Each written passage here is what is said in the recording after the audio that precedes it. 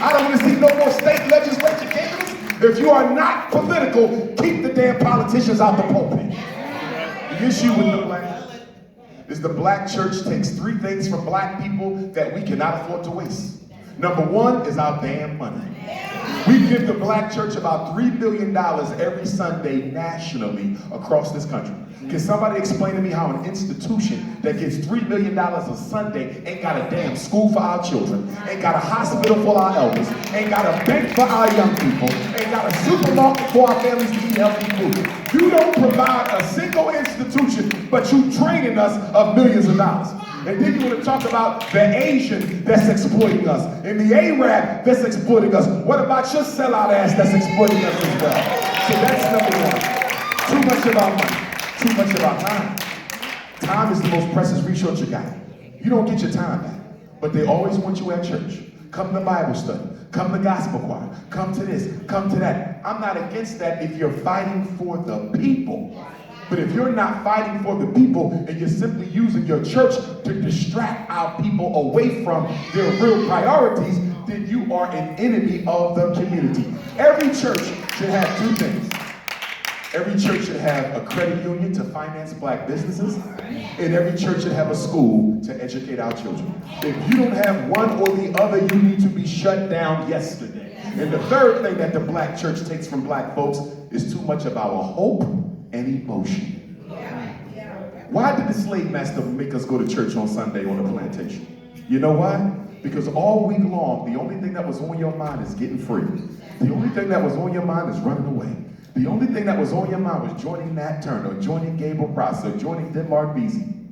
But the pastor made you go to church and dance and pray and sing because he knew that in that Sunday experience, a lot of your revolutionary passion would be dissipated. And you'll be ready to go back to work on Monday. That is the same function that the church plays today. The job of the church is to train the revolutionary spirit of the black community, to make us docile. The job of the black church is to make black people think they still winning even though they don't have a damn thing. The job of the black church is to deify oppression. The job of the black church is to make black people think God is causing their problems when it's really the white man. The job of the black church is to convince the Negro that he has to do nothing on his own and just sit and wait for providence to come to his aid.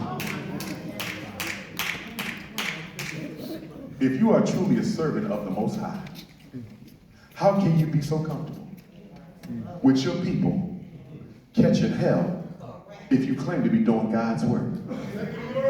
Any pastor that is comfortable with our people, miseducation, mass incarceration, police brutality, gentrification, economic castration, poor health, if you're comfortable with that, you are not a servant of God. You are a servant of the devil.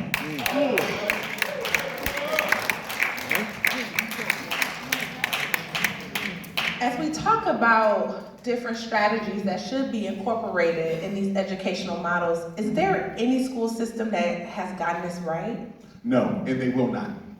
Schools cannot allow black children to succeed. Let's go back to 1955. Brown versus Board of Education Supreme Court decision. That was, 54, because they killed him until a year later. So in 1954, the US Supreme Court said race has no place in education. And every school district in America was ordered to desegregate, quote, with all deliberate speed.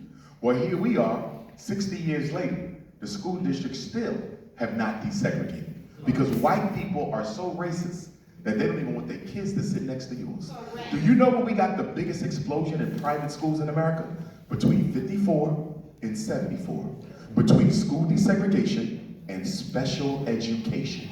It was only when special ed came that white people started bringing their kids back to the public schools, because with special ed, they knew that the black children would be resegregated with the learning disability, resegregated with the intellectual disability, resegregated with the emotional disturbance, and now more recently, resegregated with the ADHD. Special education was an agreement between the white racist public school and the federal government. The federal government said, look, we don't care about black kids, But we in Vietnam trying to make the world safe for white hypocrisy.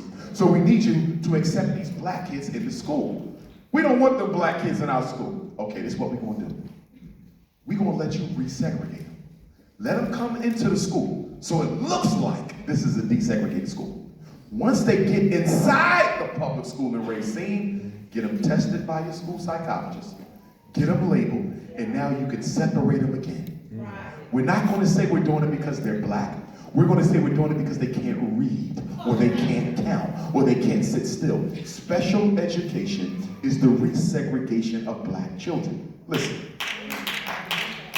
white people are spiritually incapable of treating black people fairly. I need y'all to understand this. This ain't got nothing to do with no culture. This ain't got nothing to do with no education. Their genetic system don't allow you to treat you fairly. So waiting on white people to equalize the playing field with black people is probably an exercise in the most ridiculous insanity I've ever heard of. Why would a white woman help a black boy take food off the table from a white son? Why would a white teacher prepare your kids to take a job from her white daughter? Nobody is ever going to help the enemy outdo their own. And that's why they keep white teachers in charge of the education. Here's the point I want to get to. The schools were not desegregated in '54 to give black children a better chance. The schools were desegregated in '54 because up until '54, black children were outperforming the white ones. See, when we were segregated, we were outdoing them. Remember, we invented the gas mask before we sat next to white kids. We invented the stoplight before we sat next to white kids. We was inventing the helicopters, the refrigerator truck, the baby carriage, the radio before we sat next to white kids. They did not desegregate because we were behind. They desegregated because we was too far out front. And they desegregated the schools to dumb down the education of the black child. And ever since they desegregated us with the whites, we ain't been producing nothing but football players and basketball players. It was a takeover. We should have never integrated. We should have never integrated. To put a black child in a classroom with white racist children and a white racist teacher can be considered nothing other than psychological terrorism. It's psychological terrorism to ask me to learn with hostile classmates and a hostile white teacher. So why do black people keep sending our kids into those situations? Because slavery convinced us that we are nothing without white validation. And that's why Negroes are still chasing acceptance by white people. This is why the minute we get a halfway decent job and a master's degree, we move right into a white suburb where nobody even wants to be bothered with you. Why do black men date and marry outside our race more than all other men put together? Because we are seeking validation. We have to stop trying to be them. How you going to get respect as the oldest people in the world imitating the youngest people in the world? It don't make no sense. The solution is we got to build our own schools. We got to go back to what we were doing before 55. Create your own schools. But the problem with that, as you can tell by the silence in here, black people are not interested in taking financial responsibility for our own destiny. We are a $2 trillion community. We're the richest group of black people in the world in terms of income. And there's not a single black Wall Street in black America. 50 million Africans across 50 states, and nowhere can I go will I find a black school, a black hospital, a black bank, and a black supermarket in the same community. But we spend $30 billion on weaves and perms. We spend $2 billion on Nikes. We spend $4 million on liquor. We spend $800 million on chicken, turkey, beef, and pork. We spend billions on video games and cable television, but we won't even create an institution for ourselves. Why? Why didn't you see the Chinese come to Wisconsin? The first thing the Chinese do is build institutions. First thing the Mexicans do, build institutions. First thing the Arabs do, the European Jews, build institutions. Why don't we do that and we've been here longer? Because slavery stole something from us that we better get back. And that is simply this. Slavery made black people feel comfortable having no control over your destiny. And we're the only people who are content to be led by white folks. Nobody else will ever let another race tell them what to do except an enslaved Negro. Right? Ooh. Absolutely.